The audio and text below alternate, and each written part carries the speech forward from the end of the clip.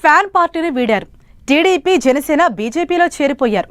అంతకుముందే ఎమ్మెల్సీలు తమ పదవులకు రాజీనామా చేసినా మండలి చైర్మన్ వాళ్ల రిజిగ్నేషన్స్ ను పెండింగ్ లో పెట్టారు. విజ్ఞప్తులు, కోర్టు పిటిషన్లు, ఇలా ఇప్పటి వరకు చాలా డెవలప్మెంటే జరిగింది. ఫైనల్ గా ఎమ్మెల్సీలకు నోటీసులు ఇచ్చి విచారణకు పిలిచారు మండలి చైర్మన్. ఆ 5 ఎమ్మెల్సీల రాజీనామాలు యాక్సెప్ట్ చేస్తారా? కూటమి వేస్తున్న ప్లాన్ ఏంటి? మండలి చైర్మన్ డెసిషన్ ఎలా ఉండబోతోంది?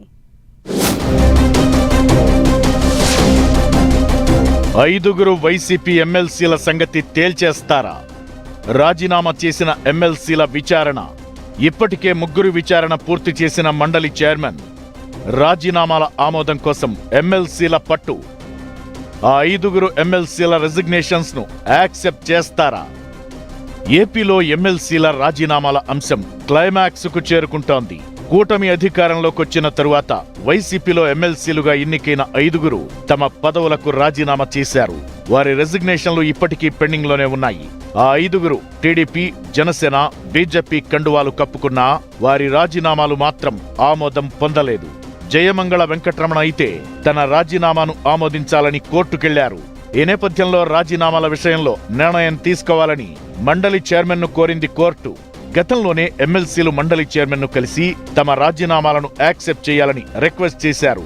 కర్రీ పద్మశ్రీ, పోతుల సునీత, బల్లి కళ్యాణ్ చక్రవర్తి, మర్రి రాజశేఖర్, జయమంగళ వెంకటరమణ రాజీనామాలు మండలి చైర్మన్ దగ్గర పెండింగ్ లో ఉన్నాయి. జయమంగళ వెంకటరమణ జనసేన పార్టీలోకి వెళ్లగా మర్రి రాజశేఖర్, కర్రీ పద్మశ్రీ, బల్లి కళ్యాణ్ చక్రవర్తి టీడీపీలో చేరారు. పోతుల సునీత బీజేపీలో ఉన్నారు. వీళ్లు పదవులకు రాజీనామా చేసి పార్టీ మారినా రాజీనామాలు ఆమోదం పొందకపోవడం చర్చకు దారితీసింది. అయితే కోర్టు సూచనలతో మండలి చైర్మన్ నోటీసులిచ్చారు. ఇప్పటికే జయమంగళ వెంకటరమణ, మర్రి రాజశేఖర్, కళ్యాణ్ చక్రవర్తి విచారణ పూర్తయింది. పోతుల సునీత, కర్రీ పద్మశ్రీ వివరణ కూడా తీసుకున్నాక మండలి చైర్మన్ డెసిషన్ ప్రకటించే అవకాశముంది. ఇష్టపూర్వకంగానే రాజీనామా చేశారా, ఎవరి ఒత్తిడి వల్లైనా రిజైన్ చేశారా అని ఎమ్మెల్సీల అభిప్రాయం తెలుసుకుంటున్నారట మండలి చైర్మన్. అయితే రాజీనామా చేసిన సభ్యుల్లో కొందరికి కూటమి పార్టీలు తిరిగి అవకాశం కల్పించే ఛాన్స్ ఉందని, అదే జరిగితే శాసన మండలిలో టీడీపీ బలం పెరిగే అవకాశముందని అంటున్నారు.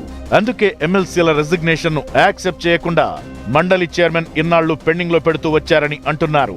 పార్టీ మారిన వైసీపీ ఎమ్మెల్సీల రాజీనామాలకు ఆమోదం తెలిపితే ఆ సీట్లు కూడా కూటమి ఖాతాలోకి వెళ్లనున్నాయి. దాంతో శాసన మండలిలో కూటమి బలం పెరగనుంది. ఇదే జరిగితే వైసీపీకి ఇటు శాసన మండలిలో కూడా ప్రాతినిధ్యం మరింత తగ్గే అవకాశముంది. ఇక ఇప్పుడు నోటీసులిచ్చి వివరణ తీసుకోవడంతో ఎమ్మెల్సీ రాజీనామాలపై మండలి చైర్మన్ కీలక నిర్ణయం తీసుకుంటారన్న చర్చ జరుగుతోంది. అయితే వీరి రాజీనామాలను ఆమోదిస్తే మరికొంతమంది వైసీపీ ఎమ్మెల్సీలు రాజీనామాలు చేసి కూటమి పార్టీలో చేరుతారన్న టాక్ వినిపిస్తోంది.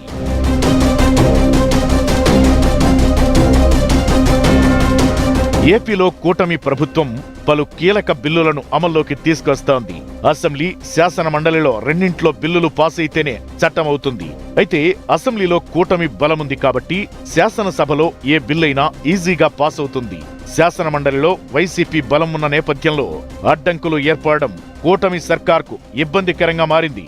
అయితే 5 ఎమ్మెల్సీల రాజీనామాలు ఆమోదిస్తే మండలిలో కూటమి ప్రాతినిధ్యం మరో 5 స్థానాలకు పెరుగుతుంది. క్రమంగా కూటమి బలం పెరిగే అవకాశముంది.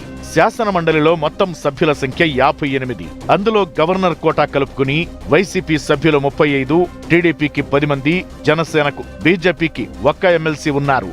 పలువురు ఇండిపెండెంట్లు ఉన్నారు. వైసీపీ బలంగా 35 మంది ఉండగా 5 రాజీనామా చేయడంతో పాటు ఎమ్మెల్సీ జకియా ఖానం బీజేపీలో చేరారు. దీంతో ఫ్యాన్ పార్టీ ఎమ్మెల్సీల సంఖ్య 29కి పడిపోయినట్లయింది. త్వరలో మరికొందరు వైసీపీ ఎమ్మెల్సీల చేత రాజీనామా చేయించి వారిని టీడీపీలో చేర్చుకునే ప్లాన్ నడుస్తోందట. ఈసారైనా ఎమ్మెల్సీల రాజీనామాలను చైర్మన్ ఆమోదిస్తారా లేదా అన్నది వేచి చూడాలి.